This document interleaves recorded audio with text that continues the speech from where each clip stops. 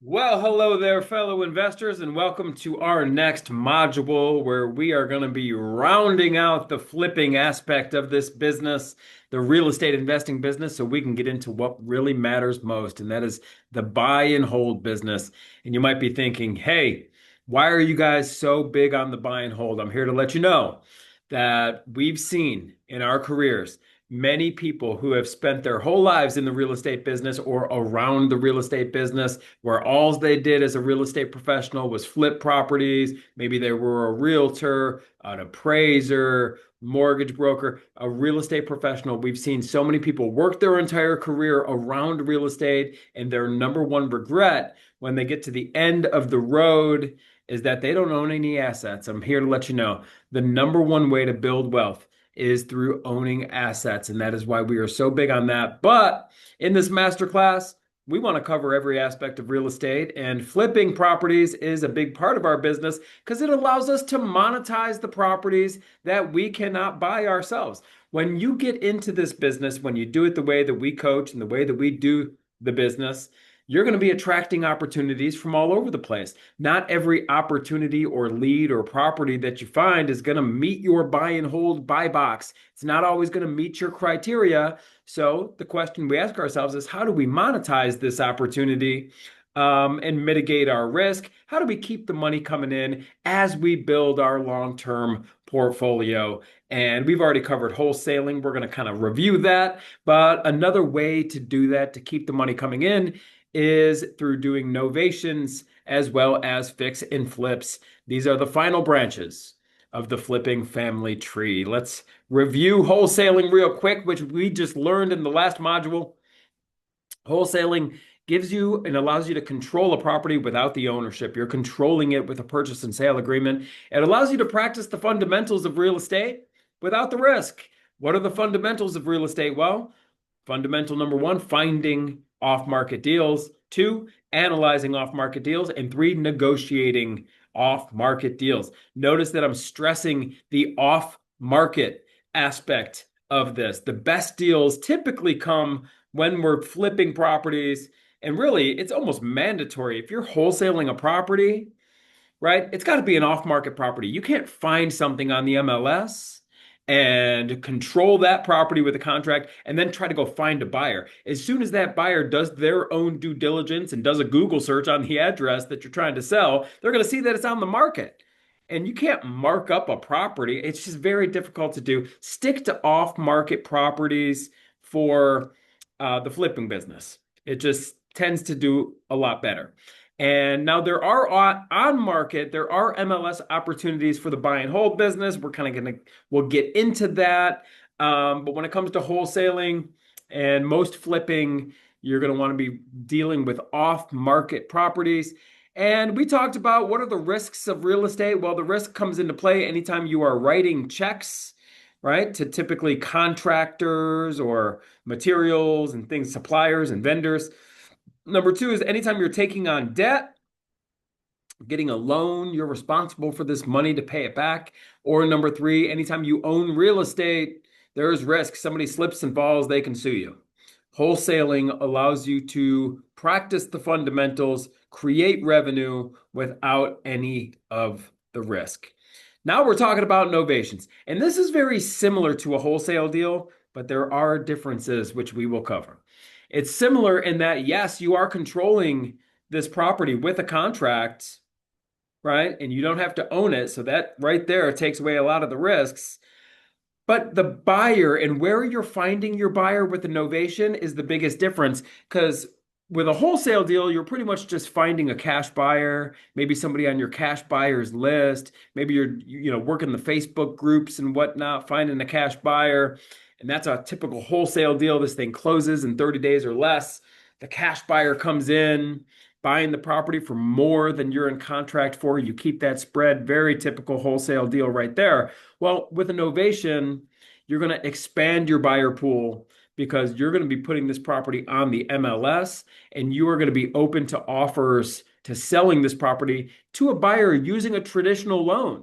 And I'm talking about an FHA loan, a conventional loan, or a VA loan, basically a homeownership loan. Oftentimes, with a wholesale transaction, you're selling to another investor. You're selling to a fix and flipper, or you're selling to a different buy and hold type of investor who wants to buy this property for cash at a discount. With a novation, typically you're selling it to a homeowner who's using a homeowner type loan, right? That's the biggest difference. There is different paperwork, which we will cover.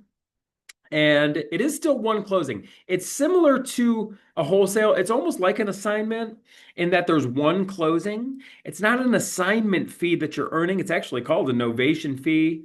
You can kind of call it anything you want, but it's right there on the closing paperwork for the buyer to see, for the seller to see. No big deal there. It's not a double close. It is one closing. It's not a double close. And I just got to let you know, this is our third choice. Behind, obviously, buy and hold is always our number one choice. And it's even behind wholesaling. We prefer wholesaling to a novation, even though they're similar. We prefer it because a wholesale transaction is typically going to happen much faster. And when we're monetizing opportunities that we can't buy for ourselves, we want that cash quick. Novations take 45 to 60 days. So an overview of a novation is we're putting this property, you don't own the property. You're controlling it without ownership. You're putting it on the MLS. Selling to more of a homeowner type buyer does take 45 to 60 days, so longer. CCC, you could remember that. It is the cash conversion cycle. We want to convert these leads and deals and monetize these deals quickly, right? So we're not too fond of the time that it takes to complete a novation deal. That kind of stinks, but a lot of these novations, we do it by necessity.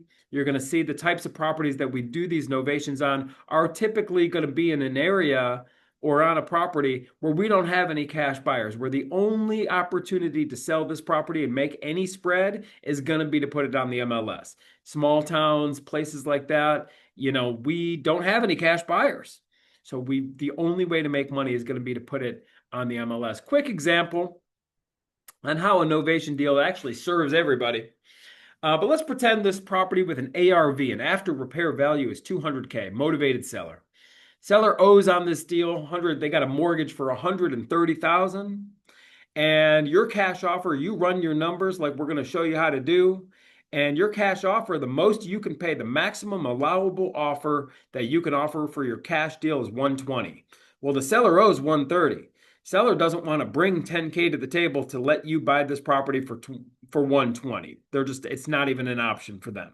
So instead of walking away, what you could do is say, well, Mr. Seller, Mrs. Seller, what if we could get you 150 for the property? They say, okay, I'm listening, right? 150 sounds much better than the 120 you were going to offer me, because that's not even an option.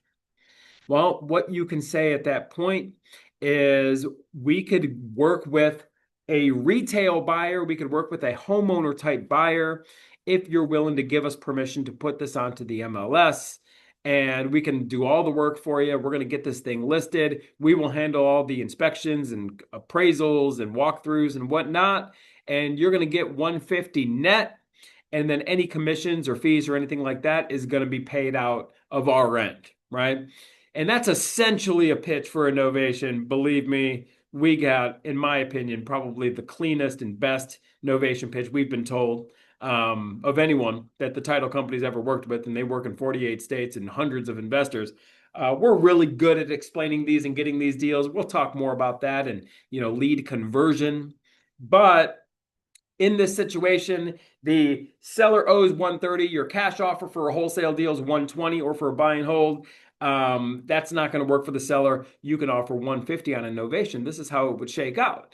So you put it in contract with the seller for 150. You put it on the MLS then for 180. Well, the ARV, after repair value, is 200. So maybe you find a buyer for the 180. Well, you owe the seller 150, so that creates a spread of 30,000. Then you got to back out the buyer's realtor. So they got to earn a commission, and then there's going to be some probably credits that you got to offer this buyer, some what's called seller concessions, some miscellaneous fees. So you take that out as well, $30,000 spread, minus the commissions, minus any fees and whatnot, leaves you with a total novation fee in this example for $14,200. I don't want you guys to start feeling confused and everything like that. Like I said, this is our third choice. We only do these deals when it's basically the only way to monetize a transaction. Okay? So that is a novation in a nutshell. The seller is able to get more since you're selling it to a retail-minded buyer. It's going to take 45 to 60 days after you get the contract, because it does take a little bit longer working with these retail buyers, and you can offer more. You sell it for more than you're in contract for, and then any commissions and fees and whatnot comes out of the gross spread, right? So let's go through the agreement here real quick. And there is another document which we're going to kind of expose you to as well. Purchase and sale agreement is very similar to the cash one. In fact, all the first 4 bullet points, I believe, are the same.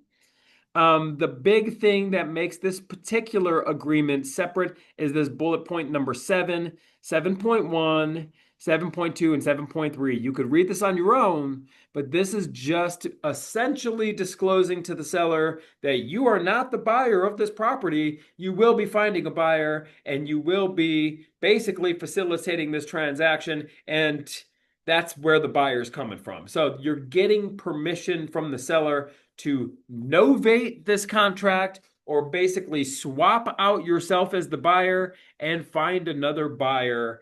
And that is what a novation is. So when you find that MLS buyer, you're going to be having the title company put that buyer in place of you, and a third-party buyer will be fulfilling this agreement with the seller. Then another document you need for these novations is a attorney in fact. And all this is, everybody, is quite simply a permission slip that is giving the seller is giving you permission to, if you look at bullet point number 1 here on the screen, it just says seller specifically authorizes and gives permission to you, you're the attorney in fact, to list the property on any and all multiple listing services, MLS. You got the permission to put it on the MLS for the purpose of marketing and selling the property. This includes executing the listing agreements and the addendums, preliminary offers, and the listing disclosures. You're going to be having the permission to sign all the MLS paperwork. That's all this is. So now, we get the call, we get the property on the MLS, and we work with that buyer who came from the MLS. You have full permission to do that.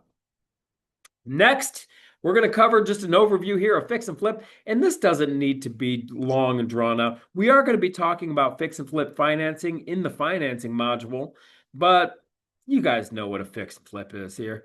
Just turn on any HGTV channel. You're going to see the fix or flop and the flip and flop and this and that. You're buying something for cash, hard money, or a private lender. You're buying something that needs work. You're putting the work into it, and you're reselling the property for a profit. Now, remember this quote. You can apply this to many things in life. You make your money when you buy, you get paid when you sell. Especially for fix and flips. You got to be getting a good deal on this thing. And I'm here to let you know this is actually kind of risky, since this is the riskiest flip you can do. What we talked about is the least risk possible, which is wholesaling. The second least risk is going to be a novation, but there are still some fees. I didn't kind of mention this, but just to get the property on the MLS in the case of a novation, you got to pay a couple $100. We do. We use an online brokerage and whatnot, and we teach this stuff in detail in our private coaching community. Working with an online broker, how to field the calls from a realtor. There are some small minuscule costs involved in a novation deal. Unlike a wholesale deal, there's a little bit of risk there. When it comes to the fix and flips, yes, there are some big spreads to be made. Yes, this is probably the sexiest form of real estate. Everybody loves a good before and after. That's why these shows are so popular. And that's why social media posts showing a before and after, everybody loves that, right? Well, this also is probably the riskiest type of flip that you can do, because where does the risk come into play? Number 1, stroking checks. Number 2, owning real estate. And number 3, using debt. Well, You got the trifecta here with the fix and flip. It's the risk. You got all three. You're using a hard money loan, cash, or you could use your own cash. I know very few flippers that use their own cash. Typically, someone's using some kind of private loan or hard money loan. So there you go. That checks the box of debt. You're owning the real estate. So that checks the box of owning real estate. You can get sued. And and stroking checks. You got to pay someone to fix the property up, and you got to pay materials and vendors and stuff like that. We run the largest Facebook group for investors in really probably the whole state. And we see the most amount of disputes that we see is with contractors. So there you go. There is risk involved with these fix and flips, but there is a lot of money to be made, and people in our private community are killing it with fix and flips. And if I'm being upfront with you, we still do some fix and flips from time to time again. If you're just getting started, we probably are going to point you in the direction. If you're going to want to flip properties and make money, just stick to wholesaling. Get those fundamentals under your belt before you start taking on the risk, and then stick to the buy and hold. Because if you're taking risk, you might as well be keeping the asset long term. That's the biggest dispute, the biggest challenge I got with these whole fix and flips is you take all the risk, you do all the work, and then you end up selling it. Yes, it's for a profit, but then you give away the golden goose. And it's the highest taxable amount of money you can make is this short-term capital gain stuff, right? So fix and flips are okay. Like I said, it does, bear the largest amount of risk, and you can make some profits doing it, but it's not the end all be all, right? The end all be all is buy and hold. Okay. So I just want to kind of clarify that. Risk, yes. You got the debt, you're going to be cutting checks for repairs, you got holding costs. Let's not forget about our interest and utilities, taxes, insurance. Here's some advice for you. Don't take on major rehabs if you're new. I can tell you, it's going to put you out of the business. It's going to burn you out. Nothing is going to drive you out of the business more than getting caught up in some flip. It drives you crazy. You meant to buy this thing, fix it up, and sell it. You thought it was only going to take you a couple months. You've owned this thing for a year now. The interest is killing you. There's no money in this deal. You're disputing with contractors. You're getting code violations on this. We have seen it. We have been there. We have done it. Don't bite off more than you can chew. Maybe if you're some professional contractor and you got this fix-up game inside and out and you're getting good deals, yeah, that's something to do. But don't take on major rehabs if you're new. This is the hardest probably aspect of real estate to scale. And remember, you don't even get to keep the asset at the end of the day. So moving forward, everybody, we are going to be getting into the buy and hold aspect of the business. We have covered the flipping side of the business, and I am most excited to get into what is coming next as far as talking to sellers, finding good deals, financing these good deals, and then specifically the buy and hold business, which is going to set you guys free. I'm looking forward to it, and I will see you all on the next module.